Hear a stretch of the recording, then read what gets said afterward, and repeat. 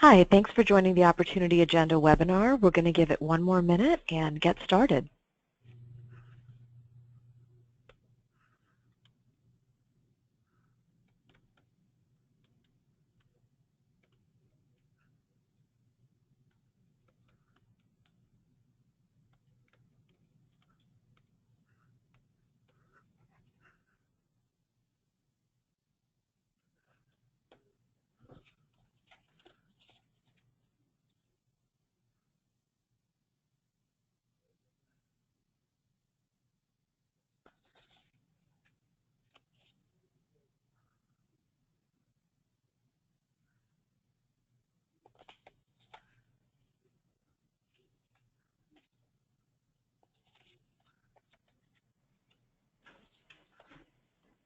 Hi, welcome to the Opportunity Agenda webinar, Countering Misinformation and Avoiding Myth-Busting.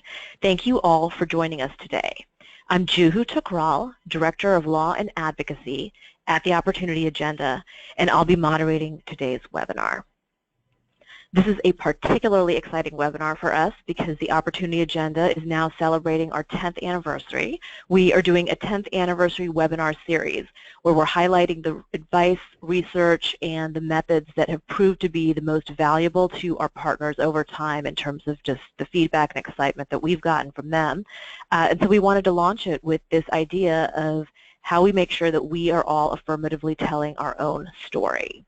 We have a terrific lineup of speakers today. Julie Fisher-Rao of the Opportunity Agenda. She'll talk about our advice on how to tell your own story rather than focusing on busting your opponent's myths. And then we have Nicole Pittman. She is from the Center for Youth Registration Reform at Impact Justice. Jesse Van Tol of the National Community Reinvestment Coalition, and Sophia Elijah of the Correctional Association of New York. And they'll all be giving examples and lessons learned from their own work on this topic. We're going to be doing Q&A throughout the webinar, so we'll do it at the end of each speaker's section. You can send us questions anytime through the GoToWebinar panel in your corner. You can also send me questions via Twitter. My handle is @JuhuTukral. And we're going to be using the hashtag #PositivePivot throughout the webinar, so you can follow the conversation there. We're also encouraging people to use, the hashtag criminal justice. Nicole will be talking about issues related to her campaign, hashtag labeled for life. And now I'm going to turn it to Julie. Thank you. Hi, everyone. My name is Julie Fisher-Rao, and I'm the Senior Framing and Messaging Coordinator at the Opportunity Agenda. And today I'm going to talk a little bit about this idea of countering false information without myth-busting. So one of the places that we start this conversation is talking about a colleague of ours who wanted to raise chickens in their backyard, and he wanted to convince his wife that this was a good idea. And so he looked up all these articles about raising chickens in the backyard, and he came upon this one that said the following.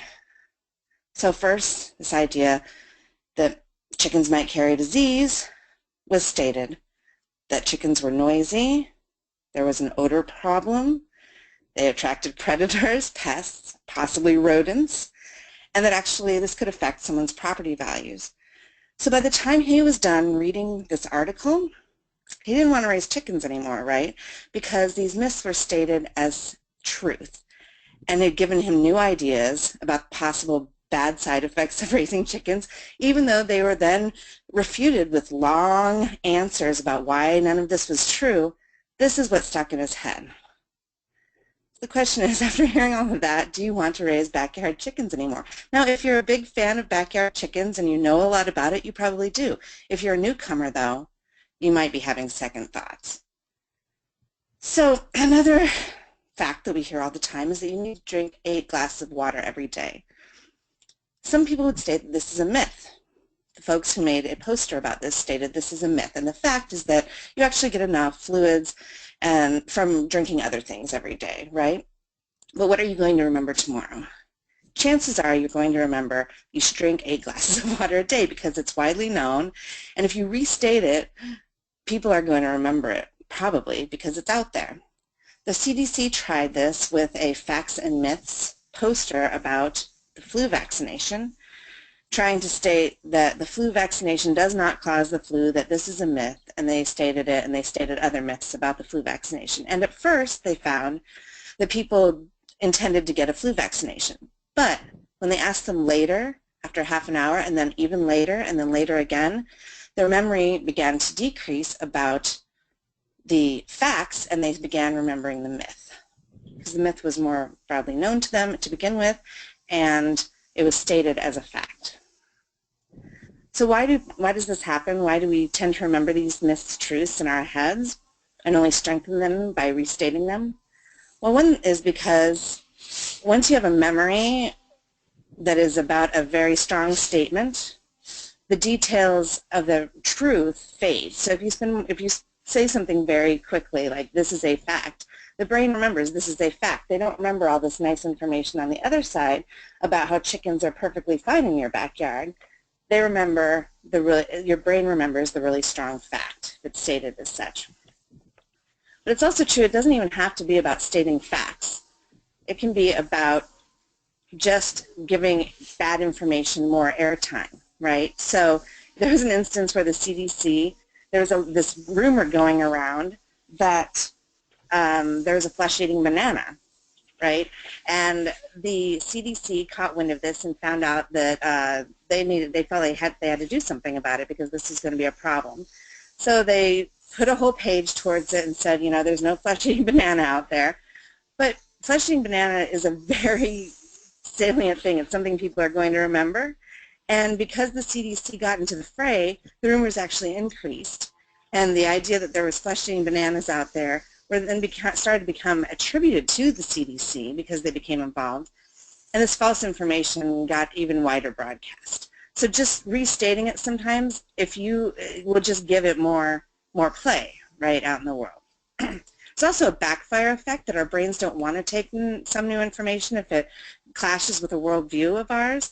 So for instance, conservative audiences have been presented with evidence stated as a myth-busting way, saying there's no weapons of mass destruction in Iraq, President Obama is not a Muslim, the Bush tax cuts did not in fact spark the economy, and then vaccine skeptics on the other side of the political spectrum often were presented facts about vaccines. But in both cases, the information increased the skepticism, so people dug in further when they were told, you're not right. Now, the idea is that they might have taken the information better if it was posed in a less telling them, excuse me, that their worldview was not correct sort of way. And this is because we can't handle the truth. We can't handle, in some cases, or we have cognitive dissonance when the facts don't go along with our worldview, and we're more likely to question the facts, to question the numbers, to question the people telling us the truth than we are to actually change our worldview or think about something that makes us deeply uncomfortable. So what can we do instead? Because there's lies out there, there's false information out there, we can't just allow that to go around. And we agree with that, of course. One thing is to just focus on the truth. Instead of focusing so closely on the lie and having to tell people that's not true, try to think of how can we tell the truth that much more strongly and with that much more confidence. So instead of, for instance, saying, you know, there's a myth out there that immigrants don't pay taxes, but actually immigrants do pay taxes. Try to think of a really strong way to make your case about immigrants paying taxes. Another example is if the lie is dominating the headlines and you feel like, I really have to respond to this. I can't just allow this bad information to be passed around. Consider, and instead of restating the lie, to center on the truth and refer to the headlines, say, there's a lot of stories out there about this right now. I want to tell you what's going on without restating. Like some people are saying that immigrants are taking our jobs. Instead say, there's a lot of stories out there right now. And here's what I know, here's what the truth is. And then another idea is to really examine the intention of the myth. So if the source is just misinformed, think about just injecting the truth. Think about a way that you can just spread more truth out there, get the truth out, get the positive story, get positive examples of the story, tell people about through a values lens, just really start getting the right information out there. Spend the resources and energy on that. Now, in the case of figuring out that the source actually probably knows that they're spreading some misinformation, consider why they're doing that. And one of the reasons could be that knowing that if you are going to refute it, you're going to spend more time spreading the lie. And then finally, always remember that being in an affirmative position is more powerful than being defensive. So in this case, here's an ad about SNAP, refuting the myth that people who are on food stamps consume more sugary drinks than other people. Basically buying in or restating the myth that people who are on food stamps make bad nutritional choices. So once you're in that frame of talking about people's choices and whether or not we should be able to judge them and whether or not they're making the right choices about food stamps, once you're in that frame, it's really hard to get into a positive frame, which is talking about why SNAP is so important. And here's a couple of examples that talk about why SNAP and food stamps are so important. They create agricultural jobs, brings people out of poverty. This is the side of the argument that you want to be on, not in the defensive, just saying that's not right, people don't actually do that. You want to be saying people do this is important, and be talking in the affirmative. So now we can take just a couple questions, if there are any, and I'll turn it back over to Juhu.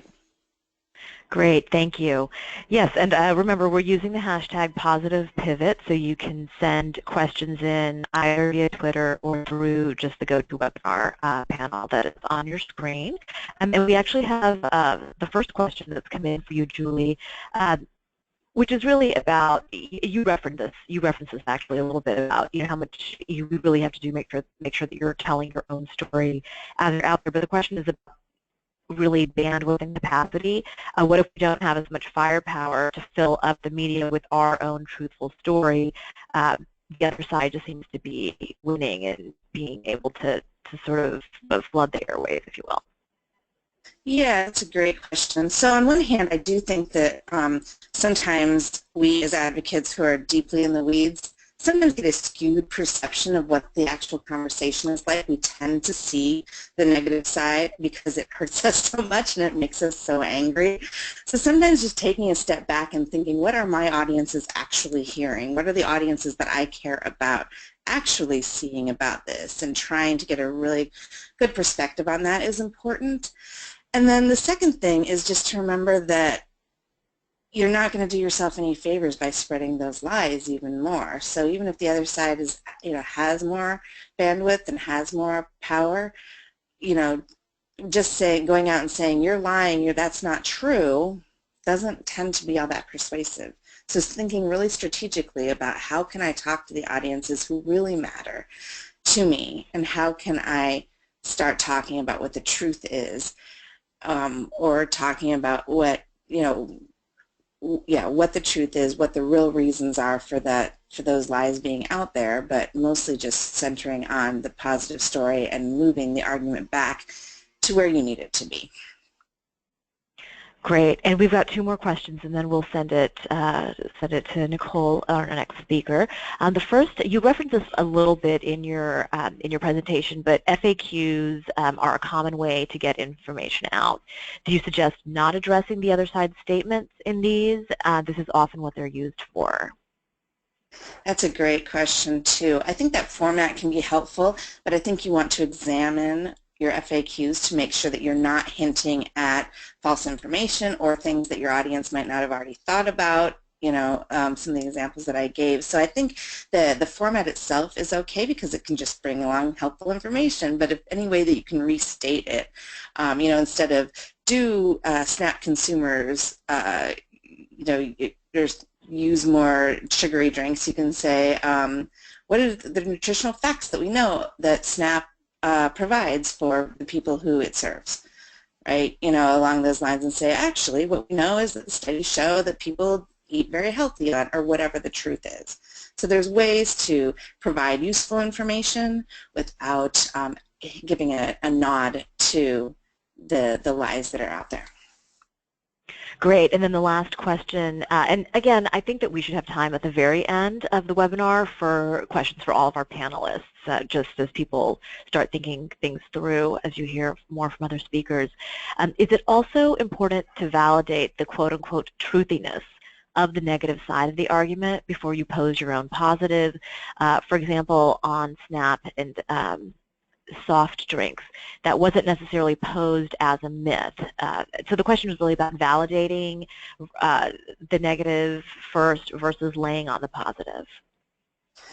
So, right, and that's a good observation, that this isn't just about the literal myth busting where you say myth, fact, myth, fact. This is also about just restating the other side in a number of different ways that we need to be careful about by, you know, buying into those frames and therefore invigorating them in our audience's heads. So again, there's really no need to bring up that whether or not we should be judging people's choices if they're on food stamps, right? That's already like an ongoing conversation in social media and other places, right? Instead, what's the more important story that we need to tell? So I would always recommend, if you can, and in many cases you really can, so this is just a matter of really thinking through your choices, go to the positive story, tell the real story, tell the truth, tell what you want out there, control the conversation instead of just reacting to it. Great, thanks. And so now we're going to turn this to Nicole. Okay, great job. Hi, I'm Nicole Pittman. And the long title is a tribute to what I'm talking about and why myth busting, or why this is such an important topic. So I'm a Stoney and Rosenberg fellow, and so what I do is I work on eliminating the practice of placing children on sex offender registries, and I opened up the Center on Youth Registration Reform about a year ago after doing this for 10 years.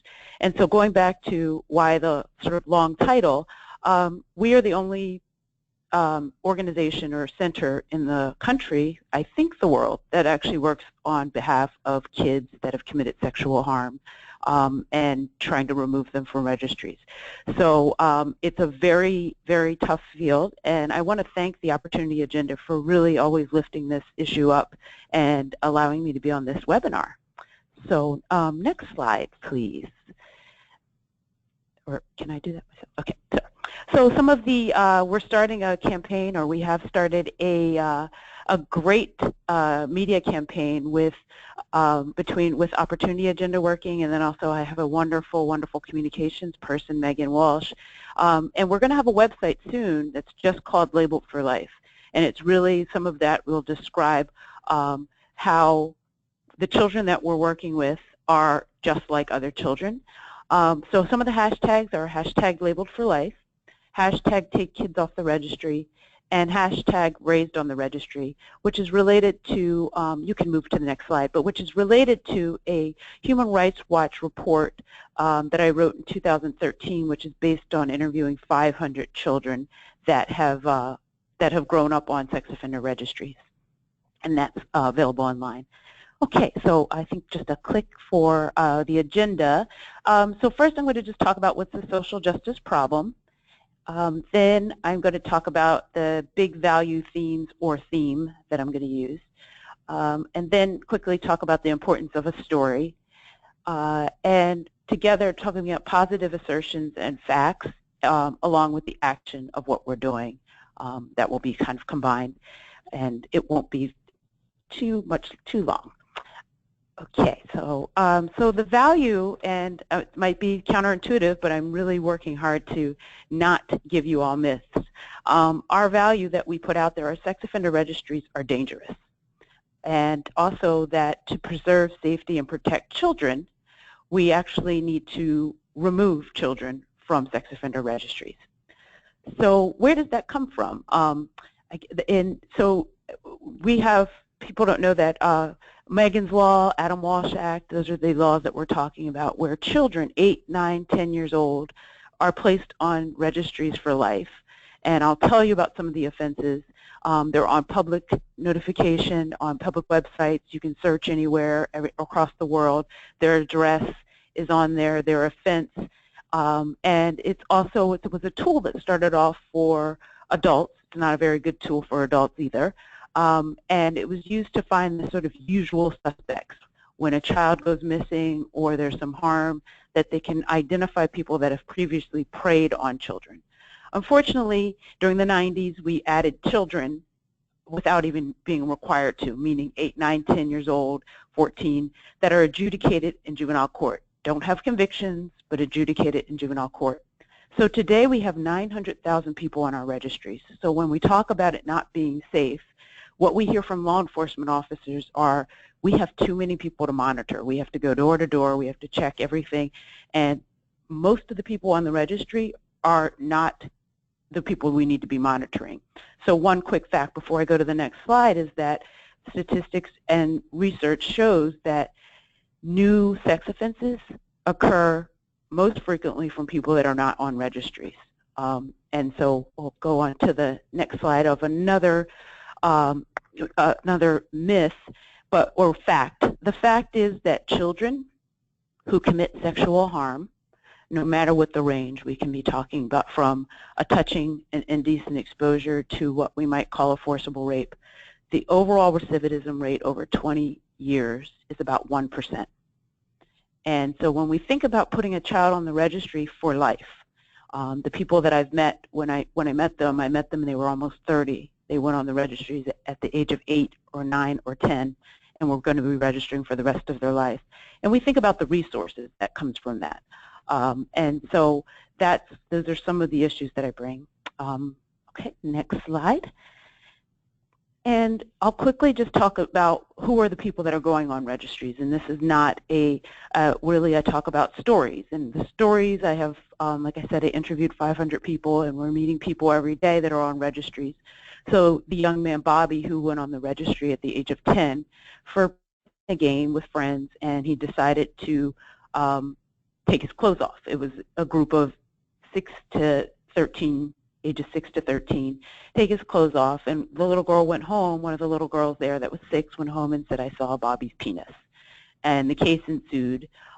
Indecent exposure in his state is a registrable offense. And so he went into the juvenile justice system for until he was 18, went through what they call juvenile sex offender treatment, got out and had to register.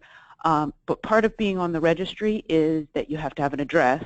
He was homeless, and he ended up going back to prison, which is called a failure to register, 3 different times because he didn't have an address. And so that's the trajectory of many of the children that we talk about. And I'm going to talk a little bit more when I'm talking about using the language and how we sort of shape and frame who we're talking about. But Bobby's case is not unusual. It's very common to most of the kids. And again, the work that we're doing is for the range of offenses that you could imagine. Okay, next slide, please. Okay, and so what we do at the Center on Youth Registration Reform, it's based on, I started off as a lawyer working in juvenile court and handling child sexual harm cases. And so what we do basically is we educate lawmakers, and I like to call it empowering lawmakers. It's not just empowering survivors or empowering kids on registries, it's also empowering lawmakers. We know this is a very difficult topic to legislate, and so we want to give them support. After testifying in different states, 30-some states over the years, I realized behind closed doors, lawmakers will say, "I don't believe kids should be on registries," but out on the floor, they have to vote for those laws. So supporting lawmakers is one thing we do, and we also work on changing the laws, which is one of the main things. So the Center on Youth Registration is here to eliminate the practice of placing children on registries, and so changing the laws. We also work on elevating the voices of those impacted, and that means survivors, as well as people that are on the registry as children. Now, what most people don't realize is that most of the survivors in these cases on child sexual harm are siblings, cousins. It happens within the home. And so really finding out and realizing what the registry does to victims. And then the last thing we do is we work on shifting the narrative, which is a really fun part of the work. And that is where all of this comes in. And so instead of one fact when I go and talk about kids is I say that I interviewed 500 children who went on registries and over a course of time. And all of them went on registries for a range of offenses. And just recently we analyzed some of the data that we collected and found out that one of the questions we asked was, were you a victim of child abuse and neglect before committing the offense that put you on the registry? 100% of those kids that we interviewed were in the child welfare system at one point established as victims. So when we talk about a person on the registry or a child on the registry, there's a false binary. There was also some victimization, some adverse childhood reactions that are experiences that we did not deal with. Okay, and then to the next slide. So a lot of what we do is we try to work on language and non-stigmatizing language. So for instance, there's a great campaign going on in the human trafficking world that says no such thing as a child prostitute. We believe there's no such thing as a juvenile sex offender. And there's no such thing as a juvenile sexual predator, which they are continuously called. Your periodicals, your law journals, your research journals, your cases are all going to say juvenile sex offender. So one thing I do is when I go testify, I say I'm here to talk about children who have committed sexual harm, or I'm here to talk about children on registries. And 9 times out of 10, someone raises their hand and says, I thought we were talking about sex offenders. Sorry. And so, and what that does is it somewhat changes the narrative and the frame of where we're talking about.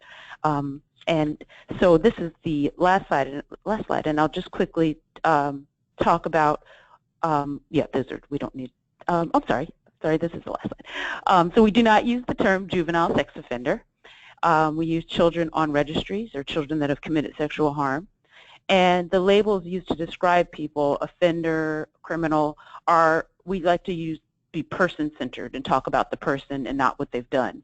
So for example, if we don't say bank robbers, and we try to talk about who they are now, especially with children.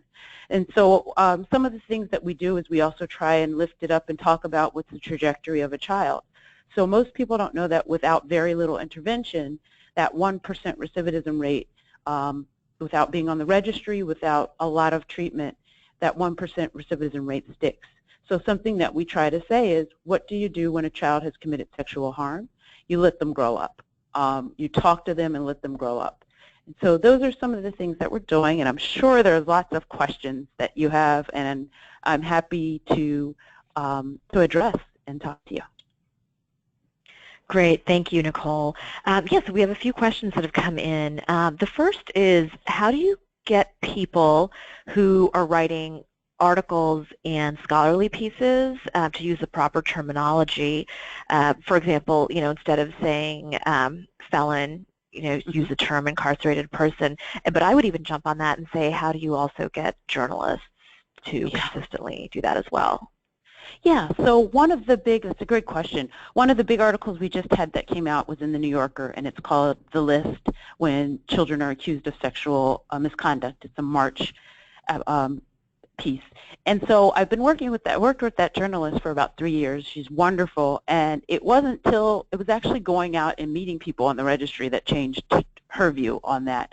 But one of the things we do is we put them in touch with, we talk so that they are to understand, oh, I just met with Bobby, and the harm that can do.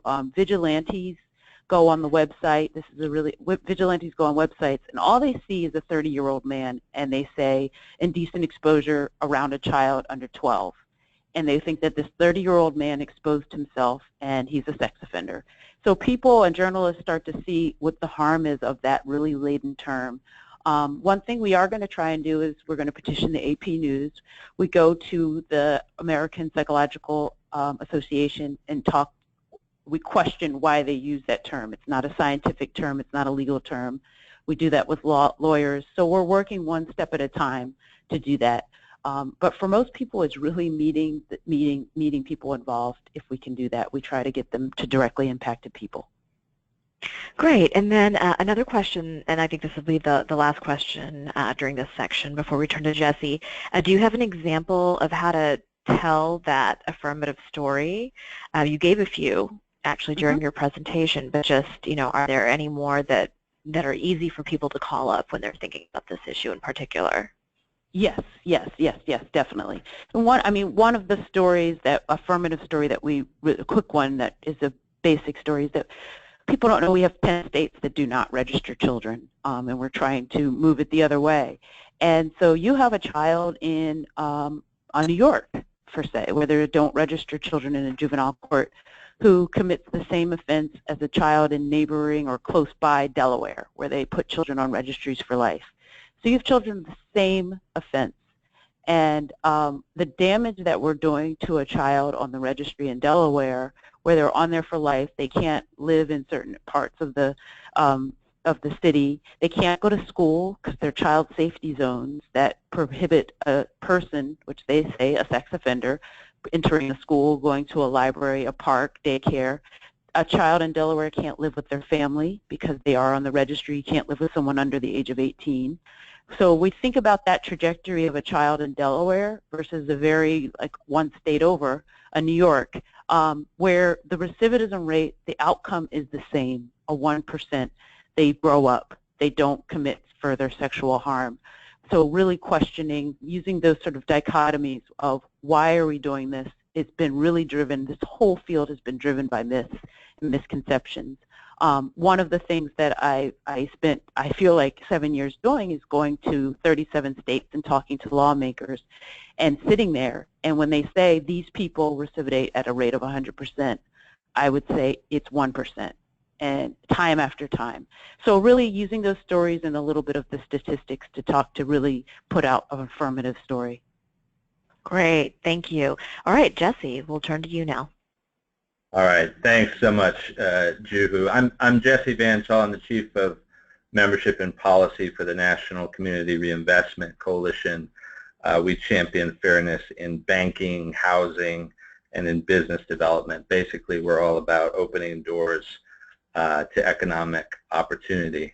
When I first learned this kind of myth-busting lesson from the Opportunity Agenda, I thought, I really wish I had known this 10 years before I did. Our myth is that the Community Reinvestment Act caused the financial crisis, that loans to poor people and loans to minorities caused the crisis, that the affordable housing goals that Fannie Mae and Freddie Mac caused the crisis. This may be familiar to some of you because it was kind of national debate in national news for some time, and these are policy areas that we work on. So my, I guess, presentation here is sort of at a 10,000 foot view in a number of ways.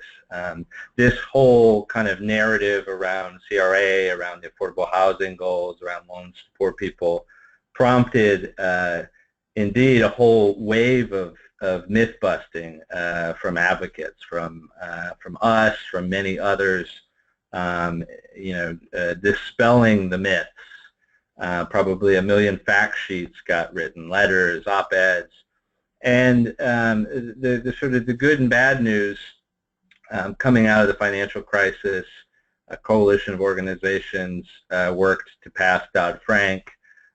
Congress, through that law, reeled in many of the abuses that had been perpetuated against borrowers, against homeowners.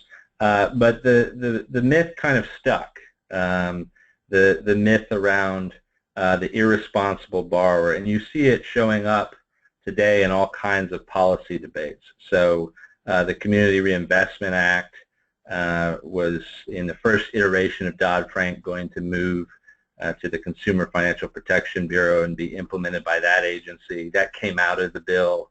The affordable housing goals that Fannie Mae and Freddie Mac continue to be under attack.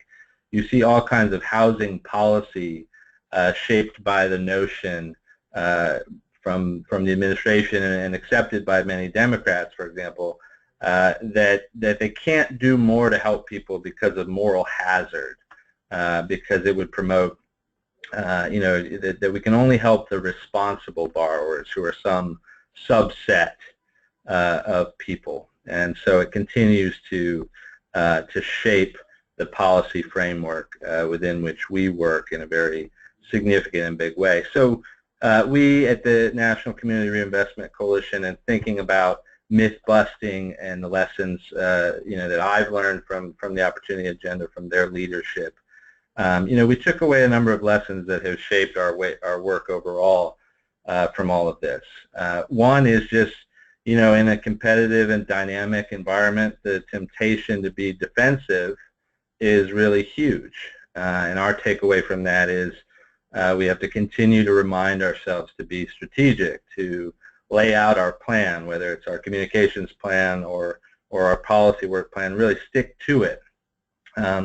Assess but not waver from it. And spending most of our time really being on the offensive and not the defensive, responding to arguments about the work that we do. The lesson number two, sort of, this myth around the Community Reinvestment Act, around the affordable housing goals, it became really big. I think the question earlier around what do you do if the volume is so large, with the myth being presented that you feel like you can't effectively push back. And so we realized, we need a big platform that the messaging around our issues, the affirmative messaging, the positive messaging, had to be big. And as a response, we really incorporated values-based messaging. That's, I think, another Opportunity Agenda webinar. Values-based messaging into all of our work. We rebranded our conference around Just Economy. That's our hashtag. We rebranded our organization around values like fairness, opportunity, and community. And in all of our messaging, including around CRA, the affordable housing goals, those are values that we lead with. So we thought we needed a big platform, and that we have to, if we're going to tell an affirmative story, we need all of the means available to us, including the organization itself, in telling that story. And our lesson three, we really needed to reframe and affirmatively celebrate what the Community Reinvestment Act does, what its impact on communities has been, this positive pivot, telling a positive story about the work. It's a very technical law and not very well understood for many people. It says that banks have an affirmative obligation to serve low and moderate income communities and communities of color. And so we've begun to really reframe and rebrand that work too. Rather than talking about when we reach, for an example, a CRA agreement with a bank, we've reframed that as a community benefits agreement and broken out the pieces of what that entails.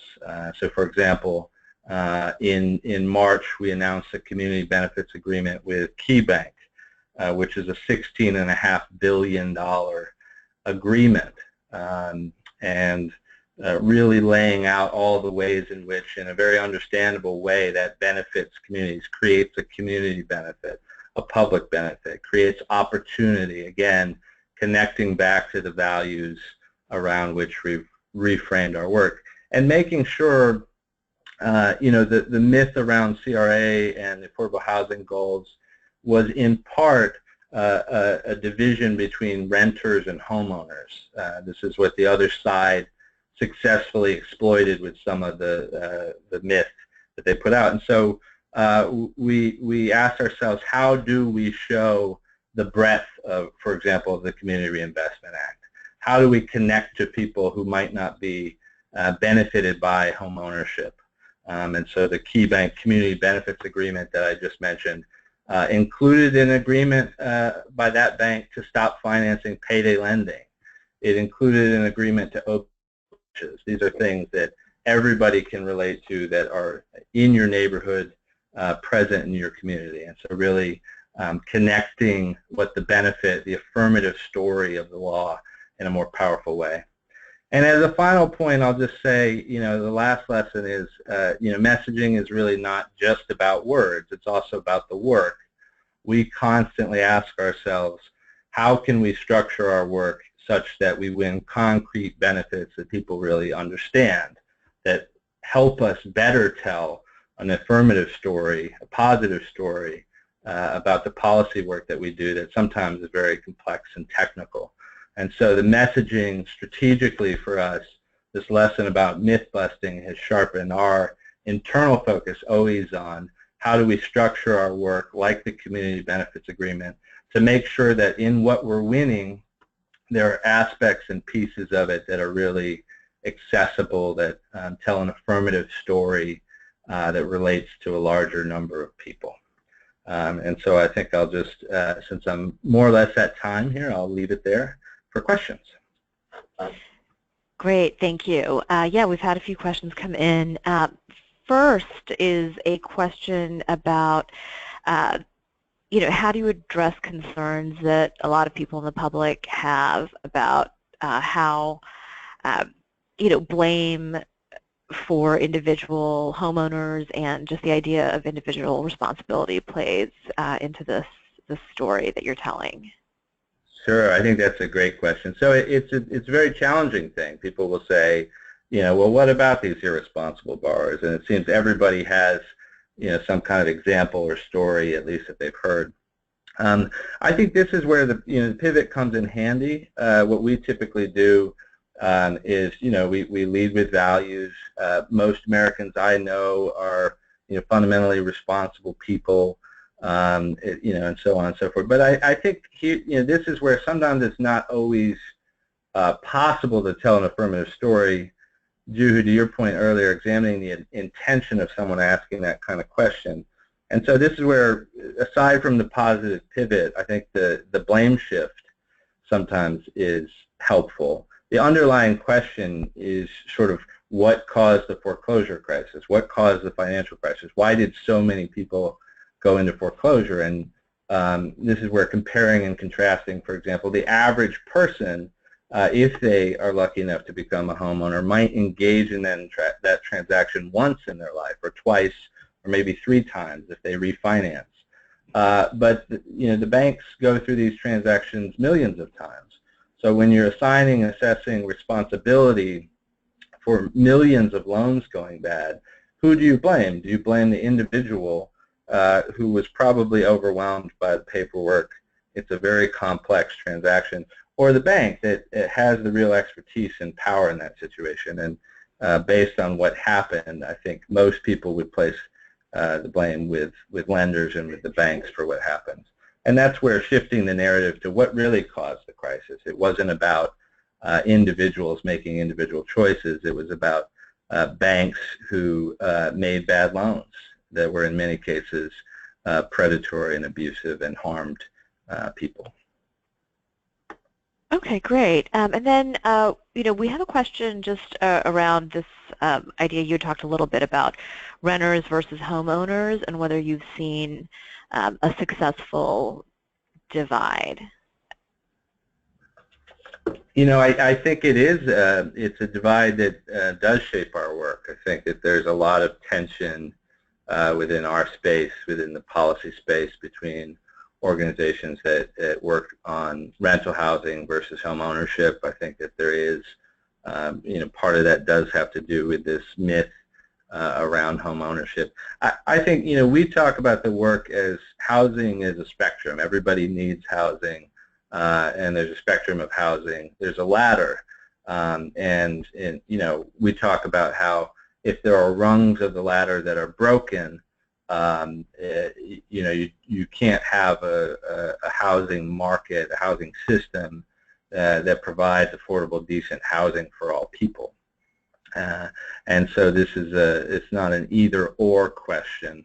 it's really a question of how do we make sure that we have affordable housing for all people, really talking about that message. So, for example, we have probably the biggest rental housing affordability crisis in our nation's history, but that crisis is being contributed to by what happened in recent years with home ownership, by the millions of people who have moved from being homeowners to being stuck as renters. So the two are related, and the working on one does not, I think, negate working on the other. Great, thank you. And now we're going to turn it to our last speaker, Sophia. Hi, I'm Sophia Elijah, and I'm the Executive Director of the Correctional Association. And we are an independent, not-for-profit, unique in that we have a legislative mandate to monitor prison conditions throughout New York State. We're one of only 2 organizations in the whole country that does that. I approach this issue by telling a compelling story, and that's what we do at the Correctional Association, and that's one of the things the Opportunity Agenda helped me to learn how to hone that skill. In our work, we find that appealing to the hearts and minds of people is the most effective way to get them to understand the population of people who are incarcerated and the harm that many of the policies that we take for granted is causing to people. Our focus today is on the fact that people with mental health challenges should never be placed in solitary confinement. And to make that point, I want to share with you the story of a man named Abraham that I met during one of our prison visits to a facility in upstate New York. I was walking the tier going from cell to cell in a unit that was a solitary unit, and I came across a man who was particularly engaging in his conversation. He was really intense in his conversation. And so I stopped to talk to him a little longer than ordinarily I would have had time to do. And in talking with him, he started telling me about kind of the story of his life and of his incarceration, and in particular, his circumstances in the facility and in the cell where he had been held for many years. As we talked, it became very clear to me that he suffered from some sort of mental health challenge, and his stare was very, very intense, and his conversation was also very intense. The longer we talked, he started saying, I shouldn't be in this unit.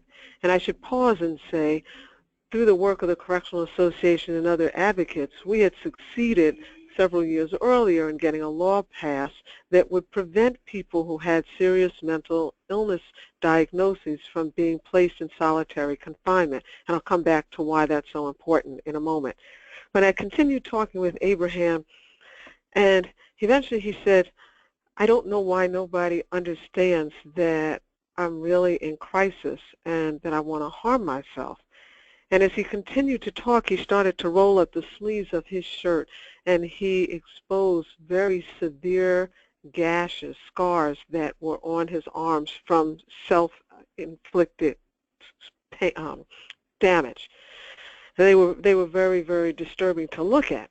But I continued talking with him, and then he moved on to show me scars that were on his abdomen that he had stretched across his belly, were deep scars where he said part of his intestines had actually started to come out before he was rushed to the hospital for emergency care.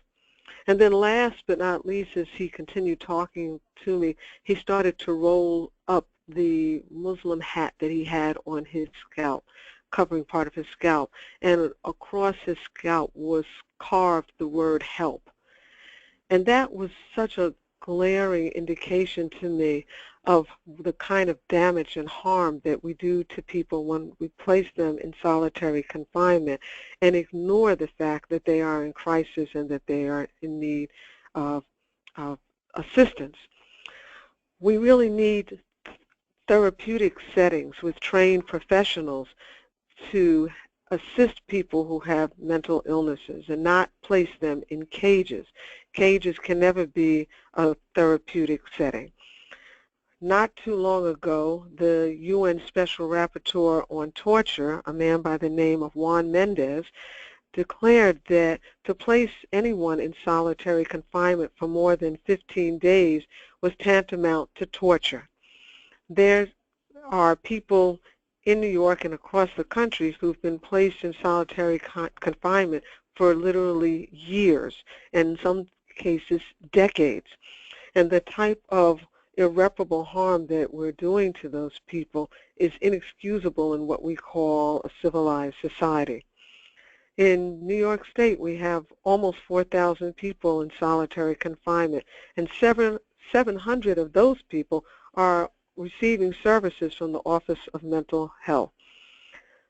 There are about a total of 8,000 people in the New York State prison system receiving services from the Office of Mental Health, and 2,000 of them have a serious mental health diagnosis. But the types of harm that those people are being subjected to because of their failure to be given quality therapeutic care is creating a society, because most of those people are going to come back to the community, where we are basically increasing the danger to public safety as opposed to providing people with care and increasing public safety. The types of therapy that people get when they are incarcerated for group therapy is imagine a room where you have about 5 to 6 cages placed in a semicircle, and an individual is chained to a metal bar inside each one of those cages, and then the therapist is sitting in the middle engaging, I guess you would call that engaging, in conversation with these people. Basically, it's not a setting that provides any type of meaningful quality group therapy, and certainly nothing that any of us would ever expect to receive if we were in group therapy in the community. So we really need to reevaluate how we are treating people with mental health challenges. We need to stop placing them in solitary confinement, and we need to place people before prisons. This is the kind of advocacy and the kind of storytelling that we engage in at the Correctional Association to really bring about meaningful long-term change in the criminal justice system, something that we've been doing since 1844. And it is proven to be the most effective way, again, to change hearts and minds, and therefore then change laws, policies, and practices. And it is the kind of advocacy that we urge other advocates to engage in because it is effective.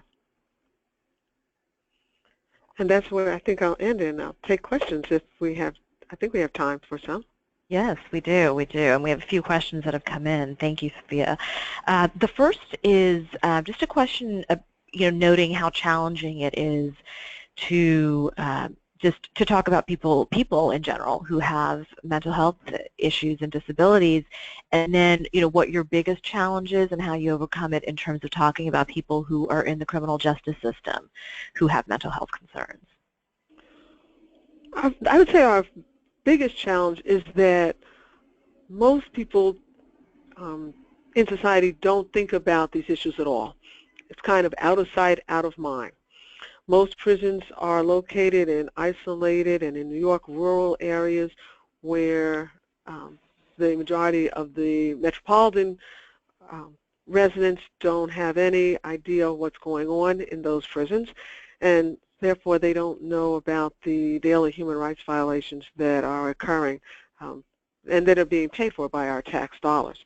So the first challenge is to get people to know that these issues are happening and to care about them, and that involves storytelling, like by the advocates, and to get people in the media to be concerned and to uplift those stories in the reporting that they do. Then it's about also getting people to feel that the issue matters for them on a day-to-day basis?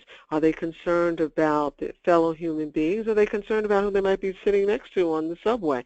Or do we value creating a society that is its brother and sister's keeper, as opposed to ignoring those who are less fortunate than ourselves? And understanding, particularly with people who have mental health challenges, that we as a society several years ago made a decision to close many of the community-based mental health treatment centers that were supposed to be available to people, and the default has been the criminal justice system. So you have a skyrocketing number of people who've been incarcerated since we closed those facilities. Great. And we have time for one more question for you, Sophia, that's come in, and then I'll wrap it up. But this last question is just whether you've seen or noticed any challenges around people who are working on criminal justice advocacy and people who are working on issues of mental health advocacy, any challenges in getting people to tell the same story or to speak in a way that is unified? What has happened over the past several years is joint coalitions and collaborations amongst people who advocate on behalf of people with mental health challenges and people who advocate on behalf of people involved in the criminal justice system, because there is such an intersectionality between those two populations. There's a very high percentage of people who are in the prison system who are in need of mental health care, many of whom aren't getting particularized mental health care, and many of whom are in general population not getting that kind of assistance. So there's been a recognition on both sides that we really have shared values, concerns, and interests, and we've built an advocacy structure that complements one another, and we don't have, quote unquote, throwing each other or other constituents under the bus in framing our issues. Great, thank you. All right, I think we'll end there. Thank you all, thank you our speakers so much for really just great information today. I also want to thank the staff at the Opportunity Agenda who is running today's webinar, Elizabeth Johnson, Bridget Whalen, Todd Kroll, and Jamila Brown. Again, I want to thank you, the audience, for joining us and for sending such great questions in. We are going to be sending out a link with audio and other materials from this webinar, and people who weren't able to join can follow up there. And I'll finally note, as you close the webinar, a short evaluation will pop up, and we're going to ask that you please do fill that out. And on that note, we'll end. Thanks again for joining us.